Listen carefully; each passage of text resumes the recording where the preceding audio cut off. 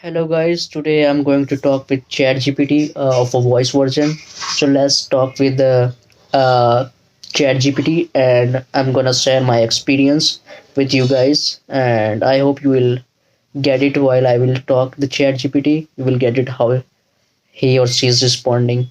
Okay, let's get started with the ChatGPT. Hello, how are you doing today? Let's get started this new convo, which is related to front end interview. So let's get started, and I'll give you the more information about the interview that what the interviewer can ask, and on the basis of that, you have to ask me the relatable question. So interviewer can ask related to HTML, CSS, and JavaScript, and also he can ask about the React. So you have to ask the question related to this technology which I just mentioned. So let's get started.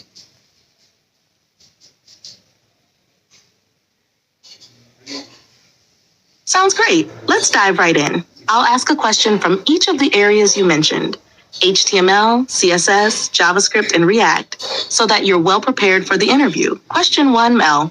What is the difference between div and span elements in HTML?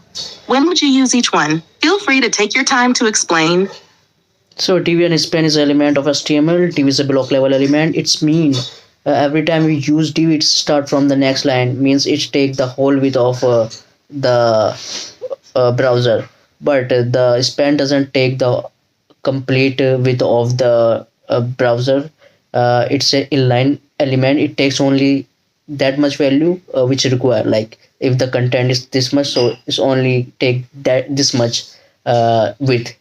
So this is the difference between the div and the span. When we require full width, that time we use div. Otherwise, we will use span.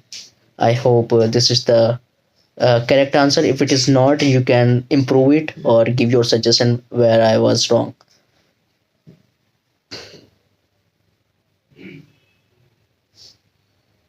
You've got the concept right. Here's a refined explanation with a bit more detail. Is a block level element. It takes up the entire width of its parent container by default, unless you define its width. Always starts on a new line, meaning it causes a line break before and after the element, commonly used for grouping or structuring large sections of a web page, e.g. sections containers. Is an inline element. It only takes up as much width as necessary, i.e. it doesn't force a line break before or after. Typically used to style or target small portions of text within a block level element without affecting the layout, e.g. highlighting a word within a paragraph. When to use. Use div when you need to create a block of content, such as sections, or group multiple elements. Use span when you need to style small pieces of content, typically text, inline, without breaking the flow of the content. Example, you can see the code in our conversation history. Your understanding is accurate, just a little more clarification on their typical use cases. Ready for the next question? Yes, I'm ready. Yeah, go ahead. Great. Let's move on to the next question. Question 2. What is the CSS box model and what are its components? How does it affect the layout of an element on a page? Take your time to explain. Okay, CSS box, like every element in the HTML in CSS, sorry, every element in CSS is a box model which build with the help of four component. I would say first is the content itself, and second is the padding, and the third is the border, and the fourth is the margin. So these four things make a box model. If there is a div, so it's there is a box which makes with these four elements: the content of the div, the padding of the div, the border of the div, and the margin of the div, and that is called box model in CSS. So that's what I know You're about. absolutely correct. Here's a bit more detailed explanation of the CSS box model. CSS box model. The CSS box model is a fundamental concept that dictates how elements are rendered and how their dimensions are calculated in the layout of a web page. It's made up of 4 parts. 1. Content. This is the actual content of the element, text, images, etc. The size of the content area is defined by the width and height properties. 2. Padding. This is the space between the content and the border. It is inside the element's box. Padding does not affect the size of the element itself, but adds space around the content. You can control the padding using properties like padding top, padding right, padding bottom, and padding left. 3. Border.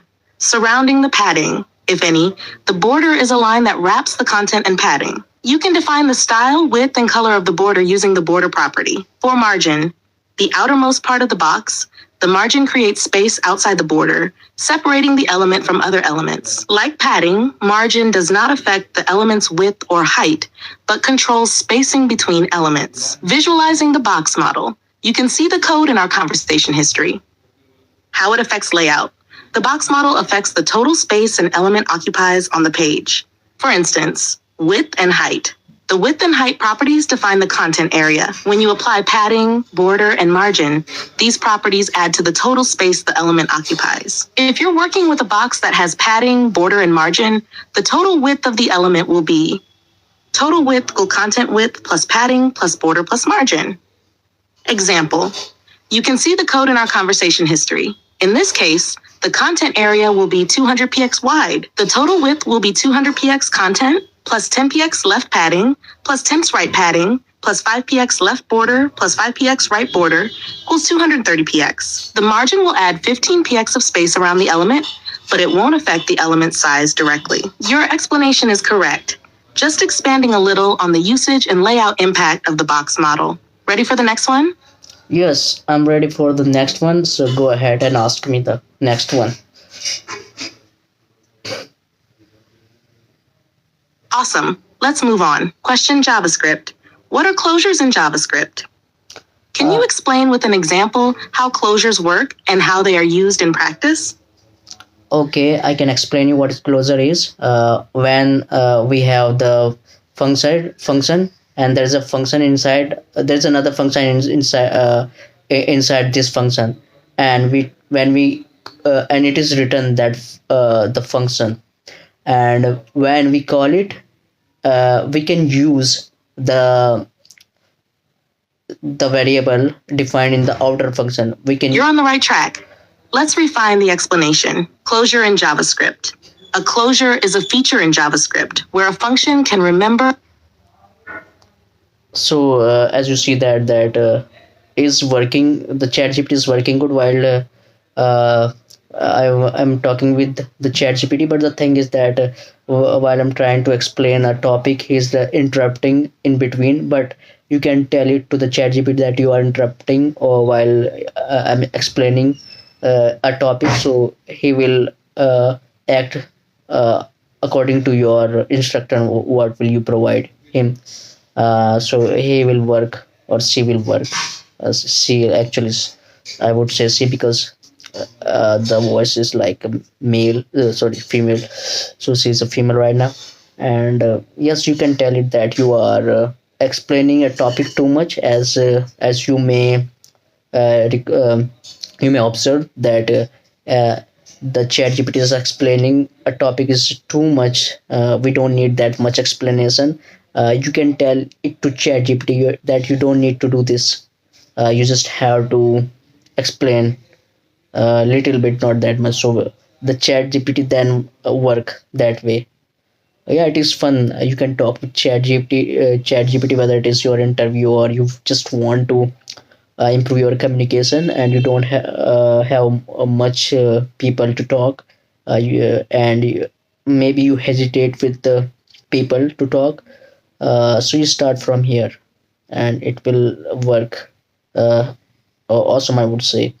The ChatGPT is a knowledge about everything, and it's a most knowledgeable person around you. Not a person, but still. So yeah, it's a good thing. So that's just, I want to make a video about the ChatGPT, and yeah, you can use it too. So what do you think, that how I can improve myself by using ChatGPT, or where I was lacking in this video, whether it is my grammar or my pronunciation or anything? You just tell it in the comment section. So thanks for watching this video, and I will see you next time.